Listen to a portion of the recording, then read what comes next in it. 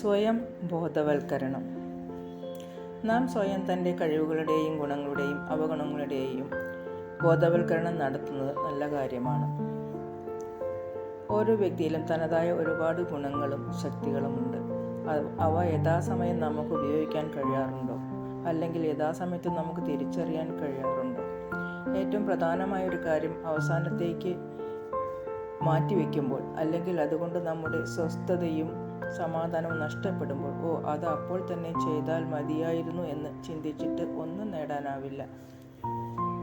അതേപോലെ ഒരു തെറ്റ് സംഭവിച്ചു പോയി എന്നിരിക്കട്ടെ, ഞാൻ അങ്ങനെ ചെയ്തിരുന്നെങ്കിൽ ഈ തെറ്റ് സംഭവിക്കില്ലായിരുന്നു എന്ന് പിന്നീട് ഓർത്തിട്ടും കാര്യമില്ല. തെറ്റാണ് ചെയ്തതെന്ന് തിരിച്ചറിഞ്ഞിട്ട് വീണ്ടും അതേ തെറ്റ് ആവർത്തിക്കാതിരിക്കാനുള്ള അനുഭവം ഇവിടെ ഉണ്ടാകുന്നു. ഇനി ഏതെങ്കിലും ഒരു കാര്യം പറഞ്ഞതിന് ശേഷമാണ് ചിന്തിക്കുന്നത്, അങ്ങനെ അത് പറയേണ്ടിയിരുന്നില്ല, ഇങ്ങനെ പറഞ്ഞിരുന്നെങ്കിൽ നന്നായിരുന്നു.